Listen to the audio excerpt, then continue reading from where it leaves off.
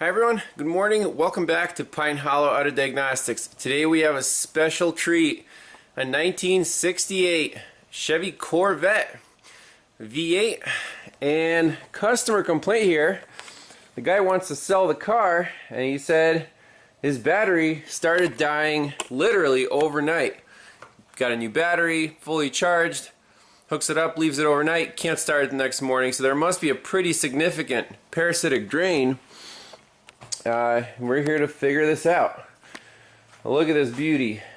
327 cubic inches of turbo fire, 300 horsepower. That must be one of the most powerful cars in 1968.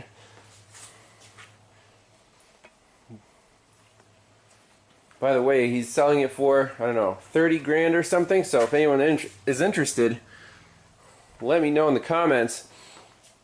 4-speed manual. It's even got the original owner's manual here. So can't wait to dig into this thing. But before we start, I'm like, you know, it's a 1968, but it still has quite a few features. It even has power windows. So I need a wiring diagram to be efficient at this diagnosis. Shout out to ALLDATA. I sent them a request last night. Within an hour, they emailed me the PDF. So here's the entire wiring diagram of the car. And obviously it's not, you know, wiring diagrams have come a long way. So the resolution isn't great, but this is a very, very big help to help us track down the problem. So let's start from the battery, start with the basics. Let's measure the draw, see if there is a draw, and go from there. So for this diagnosis, very handy to have a DC amp clamp and also a regular voltmeter with an amp setting.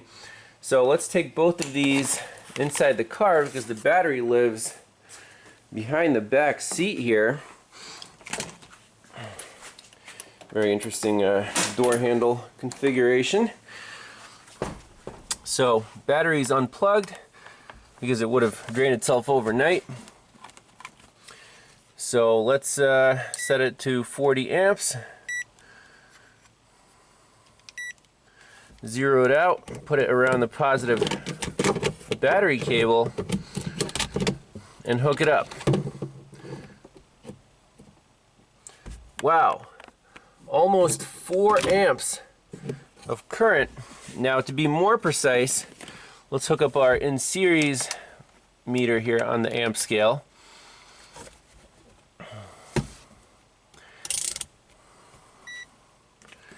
So one lead to the cable, one lead to the terminal. Okay, so 3.5 amps. That is a very significant draw. So that shouldn't be too hard to find.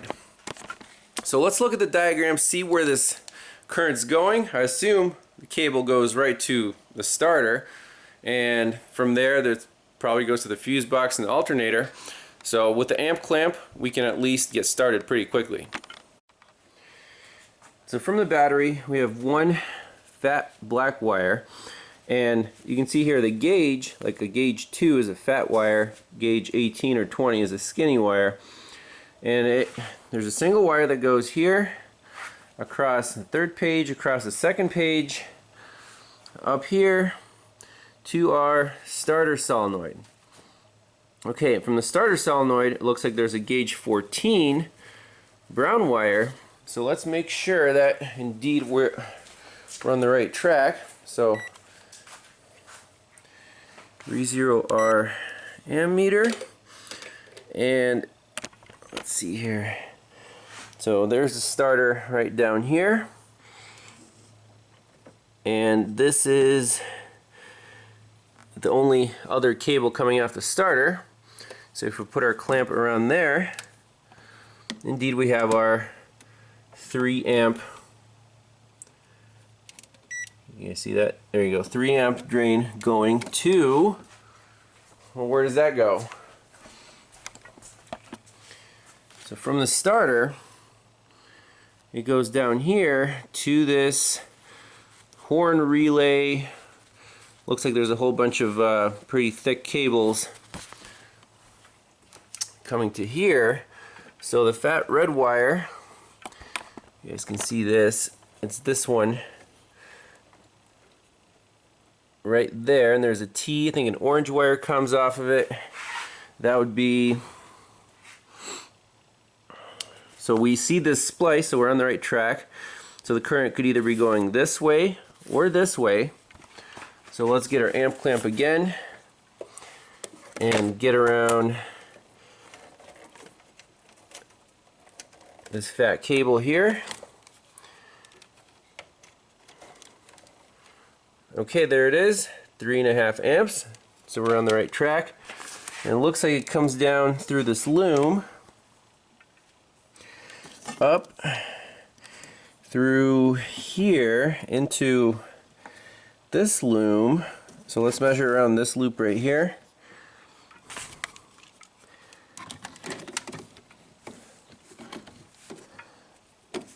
Yep, that's still 3 amps. And it's got to be one of these wires. Nope, it's not that one. Yep, about 3 amps on there. So this thing is the horn relay, but the connections here, it looks like they're just all tied together. They're all positive. And where's that current going? So it's obviously tied to this junction block. So let's measure these one by one. Nope. Okay, there it is, 3 amps. So this wire, again, they spray painted them black, but if you scratch the wire, you can kind of see what color it used to be. And it looks like it turns from black into a red and goes back into the loom. So we're coming in on this one, tied to this junction block, and then from the neighboring clip, it looks like there's a black that turns into a tan and goes to this junction block, or they call it a, what do they call it? Bulkhead connector. And this is the firewall. So then it passes through inside the car. Now, just going by wiring colors, it's a little tough to see. So there are the two bulkhead connectors. So I did a little poking here, and this wire right here is the one that starts right here. So it looks like it turns from black into a red, not black into a tan. And if you look at the neighboring diagram, so this is the first page, this is the second page. So whenever the wire goes through the bulkhead connector, it comes out on this side, so it's a kind of a mirror image. So here it says tan goes in this one, and then looks like tan, see that's the lights dimmer switch. So this is where these old diagrams can take up quite a bit of time. You just have to trace and label wires so you understand the circuitry. So for example, so this corner, bottom right, is going to be bottom left on this picture. So you can see this one's tan coming into here, and from here it's red. And then tan coming into this one, but red coming out of this one. So I think they have the tan and the red actually reversed, labeled on this page. This page is correct because on the actual bulkhead connector, the top wire here is red and the bottom one is tan. You probably barely see that. So that's kind of confusing. That could really throw you for a loop. So the red is the main power, constant battery power. Tan looks like it would go to, the low or the high beams. So these two are reversed. And then, so we follow the red wire here. Let's just make sure that we're on the right wire. And to get in here with an amp clamp is actually really tough. So we can use a smaller jaw amp clamp that converts amperage to a voltage and plug it into our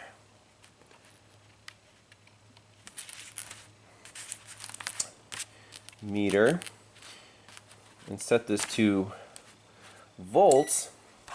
So when we zero our amp clamp and go on the wire that has the draw, like right here, we'll see 316 millivolts, which is 3.1 amps. So this will work. It's very accurate. I want to see if we can get on this red wire going into that bulkhead connector. Okay, so we're on there. Indeed, 310 millivolts. So we're on the right wire. So we're coming in here. Remember, this is red into here, and then red out to here. Next page, red, and then you see a splice. So where do we go from here? Well, it goes to, let's see, light switch. It goes to the ignition switch. And then it goes back off the page, back here to the fuse box, so that could go anywhere. And the last leg comes up across right here to this bulkhead connector. So there should be a red wire on the neighboring bulkhead, and then out of here.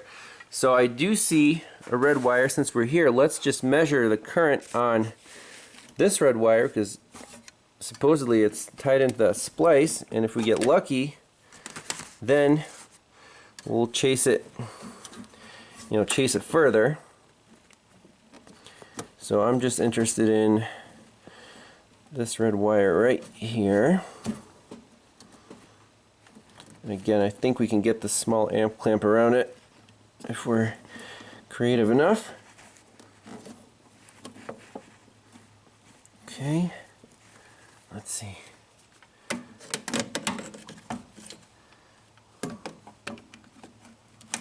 Okay, we got it.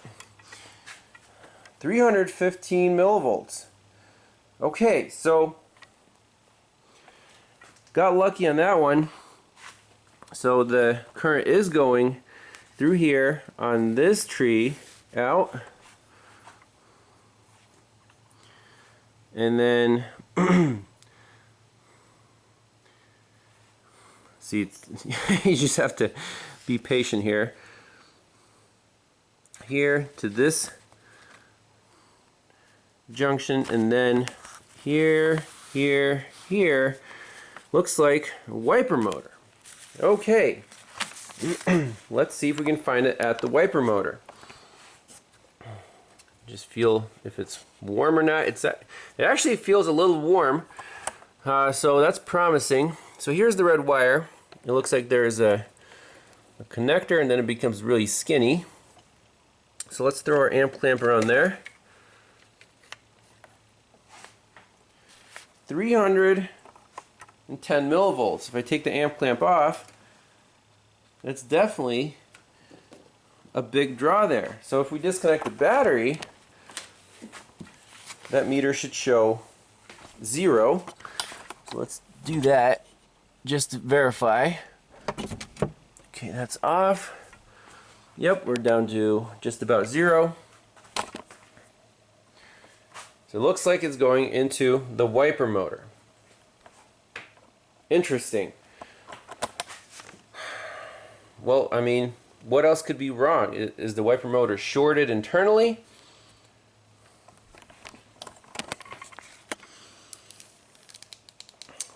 So actually last night I did the preliminary diagnosis, so I'm kind of walking you through the steps that I did, and I was ready to call the wiper motor.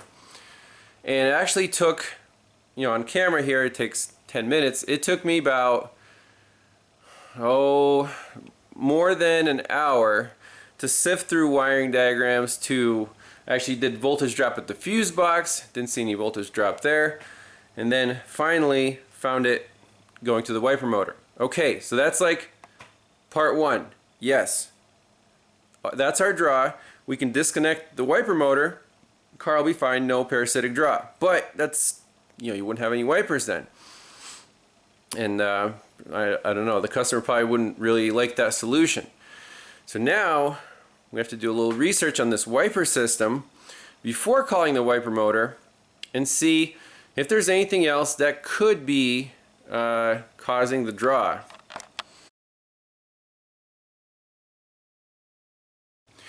Alright, so I spent another hour or so trying to wrap my head around this windshield wiper system.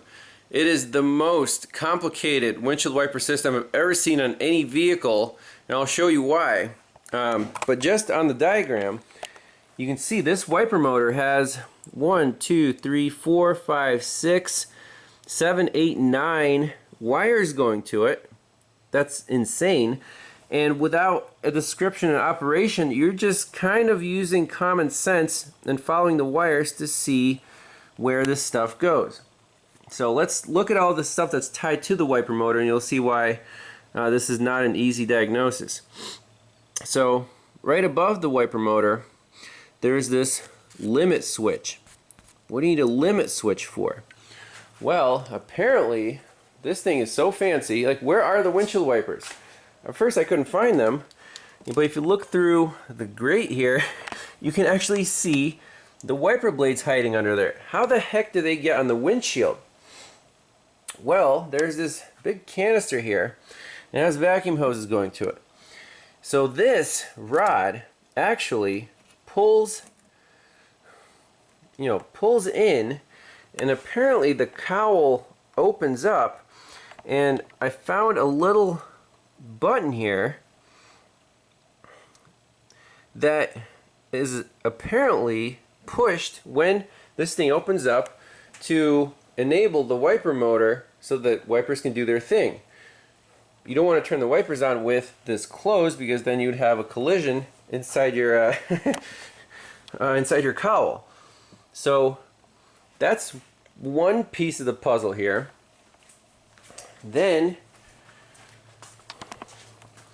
so there's the limit switch, and then everything goes through this bulkhead connector, and you can see I took some notes here. It goes off the page, and here we have some components. So windshield wiper switch, it has 1, 2, 3, 4 wires going to it. That's right on the dash. It's this thing right here. It says wiper off, washer push, wiper high. So 2-speed wipers with the washer. So that's our wiper switch. You can see there's a WS wiper drive relay. Okay. Then we have this windshield wiper solenoid.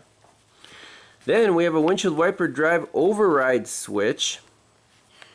I think those are all the components. So what is like the wiper solenoid? Well, when you turn the wipers on, this cowl has to automatically lift to allow the wipers to get on the windshield. And that's a vacuum operated rod. So there has to be, I think the solenoid, when it's energized, when you turn on the wiper switch, it actually sends vacuum to that canister to open your cowl. And then when the cowl is fully open, this limit switch turns on and completes the circuit. So the wiper motor is then, I assume it's grounded through the limit switch, and then that goes to the windshield wiper drive override switch. So is that usually closed? I assume it would be. Let's look up, maybe in the owner's manual, they have some information on how the system is supposed to work in terms of what controls are in the system. Okay, on the instruments and controls page, down here under the dash, there are there's a wiper override switch, headlamp, and wiper knobs. So what those do, windshield wiper and washer. Okay, let's read. Windshield wiper lever is located top center of the instrument cluster, opens the vacuum operated doors containing the wiper blades and simultaneously starts the electric motor. Windshield wiping system operates at 2 speeds and designed to wipe clear designated areas of the windshield. In most conditions, the windshield wipers work electrically and are not affected by engine operation. Sliding lever to the right operates the wipers without the washer. Depressing the lever will send a measured amount of water or other cleaning agent onto the windshield and also cause the wipers to operate at low speed. The wiper will continue to operate until manually turned off. To operate the cover panel manually, pull down on the manual control lever. So that's this one. So that's like a vacuum valve, which is located left center console. Push the knob up to close the panel. This manual control allows the panel to be left open when weather conditions require intermittent operation of the wipers. Okay, that makes sense. Should a malfunction occur in the vacuum system, the wiper cover panel can be opened manually as follows. Raise hood and remove the plug from the rear of the vacuum cylinder. Then reach through the hole in the cylinder with a screwdriver and push the piston until the cover panel opens fully. The linkage contacts the wiper micro switch. The wiper control will now operate the wiper blades. See your Chevy dealer as soon as possible. To replace wiper blades or service wiper arms. Okay, turn wiper control on. Rotate the wiper override switch control knob to stop the wiper blades on the windshield. That's what that's for. So this knob, so on our diagram, that would be this guy. So when you break this contact, you break the ground to the wiper motor. So your cowl has to be open, the limit switch is depressed, current's going through it, and this is normally closed. But when you twist that knob, you can stop the wipers halfway in the windshield and then replace your wiper blades. Very, very fancy.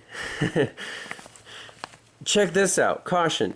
Never leave the override switch in the on position, since this will discharge the battery. Well, how about that?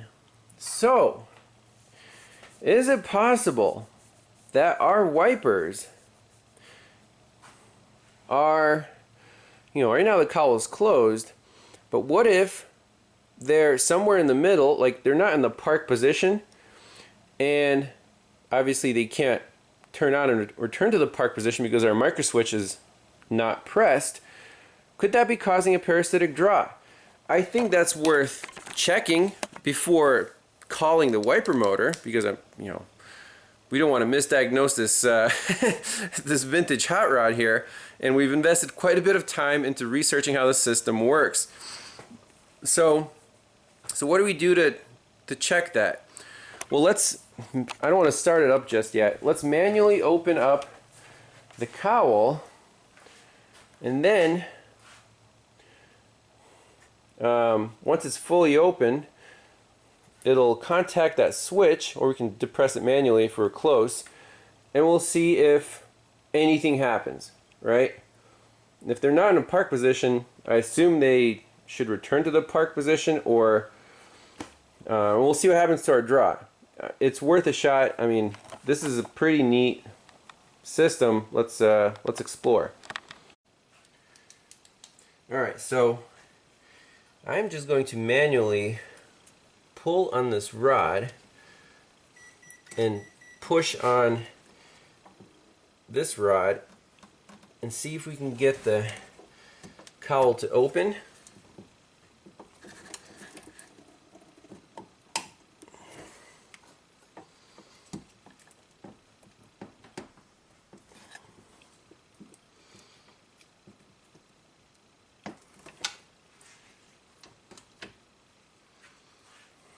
We could use a vacuum pump, I guess, to assist, or a small screwdriver like they said in the instructions.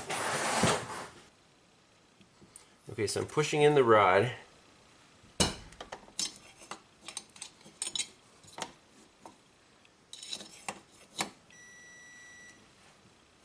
There we go.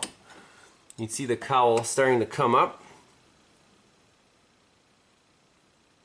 And as the cowl comes up, we're getting closer to pushing our micro switch.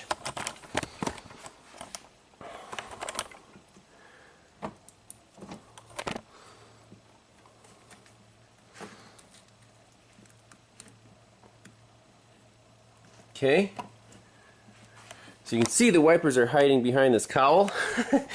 I've never seen this system before.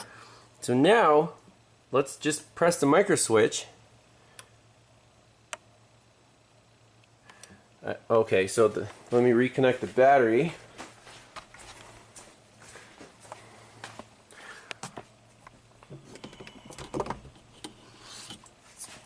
So do we still have our draw?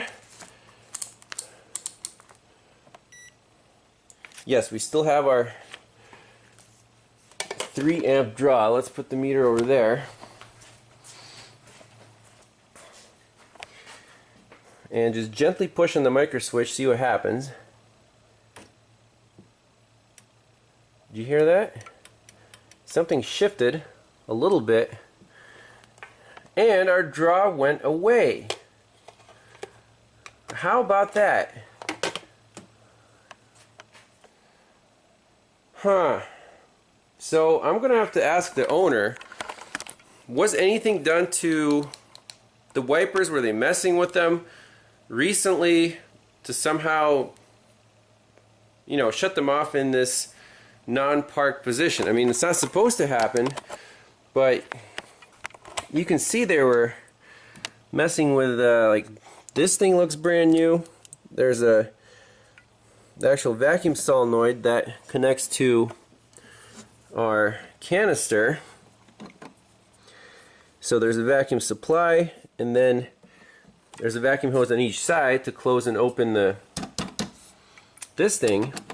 And it looks like it's not even screwed in all the way. And then this hose actually just reconnected. That was just laying here. That's the vacuum supply, so when you turn the wipers on, there's a little, I assume there's a solenoid there that sends vacuum to here, which then sends vacuum to here to open up the cowl. Crazy. Which then pushes on the micro switch and enables your wipers. But as the owner's manual said, if the wipers are not in the park position, somehow they got there, we had a big draw, 3 amps. Now, if we go back inside the car and measure the draw on our ammeter,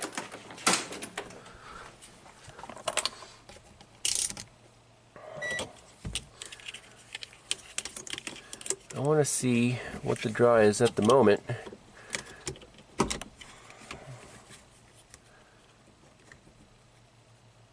There's absolutely no draw. That is nuts. I've never seen a car with 0.00 milliamps. That's because this thing doesn't have any modules or a clock. The guy said the clock is broken, so even that's not drawing anything.